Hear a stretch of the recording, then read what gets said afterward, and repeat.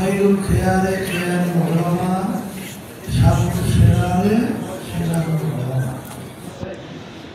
وقال رسول الله صلى الله عليه وسلم العلم بلا عمل كبيت بلا ساق، علم بلا عمل كشجر بلا ثمر، العلم بلا عمل كثمر بلا روح.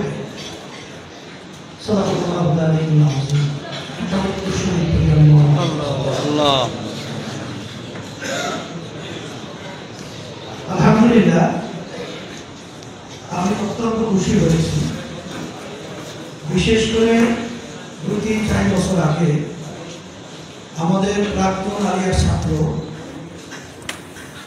তারা উদ্যোগ নিয়ে এই সুন্দর একটা আয়োজনের ব্যবস্থা করেছে। তখন প্রথম পর্যায়ে আমি তাদেরকে প্রশ্ন করেছিলাম যে তোমাদের লক্ষ্য উদ্দেশ্যটা কি? লক্ষ্য উদ্দেশ্যটা আজকে আমাদের মনে হয় আমি কত পরিষ্কারভাবে লক্ষ্য উদ্দেশ্যটা বলছি।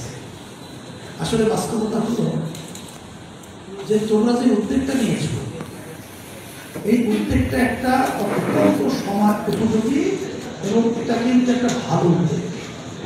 কারণ অনেক সময় দেখা যায় যে একটা প্রতিষ্ঠান থেকে অনেক শিক্ষার্থীরা অনেক ফার্মিংরা বের হয়, কিন্তু পরবর্তীতে তাদের সাথে আসলে প্রতিষ্ঠানের সাথে এবং যারা নাকি ছাত্র প্রাক্তন থেকে বর্তমান রয়েছে আসাদে গ্রাম সহ পরিচালক যারা থাকে তাদের সাথে কিন্তু অনেকাংশে একাত্রিত না হওয়ার কারণে অনেক সময় চীনা পাশে আত্মীয় কিন্তু দূরে হয়ে যায়।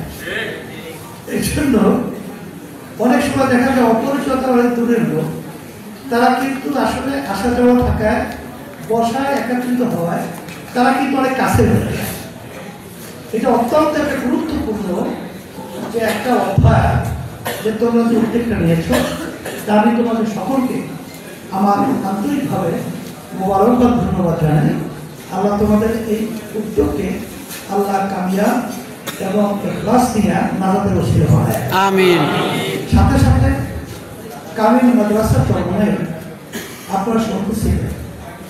আমিও কিন্তু আলিয়া মাদ্রাসায় পড়েছি, ওই মাদ্রাসায় পড়েছি, কিন্তু বেশিরভাগ আমি আলিয়া মাদ্রাসায় পড়েছি। আমার আব্বাজান রহমতুল্লাহ জানেন, তিনিও কিন্তু ফার্স্ট পর্যন্ত কামিল মাদ্রাসায় আলিয়ায় ধারাবাহিকভাবে পড়েছেন। দাওরা হাদিস তিনি লালবাগ মাদ্রাসা খাটায় করেছেন। মূল ব্যাপারটা হলো আসলে মাদ্রাসা আলিয়া এবং কওমি এটা কিন্তু আসলে তেমন একটা পার্থক্য করার মতো ওই সময়কালীন তেমন একটা অবস্থা বা বাস্তবতা ছিল না। কারণ তখন আলিয়া মাদ্রাসা যারা পড়াতো এবং যারা পড়তো তারা আসলে মূল যে মাদ্রাসা শিক্ষার উদ্দেশ্য, যারা পড়াতো তাদের ভিতরে বাস্তবায়ন ছিল, যারা পড়তো তাদের ভিতরে বাস্তবায়ন ছিল।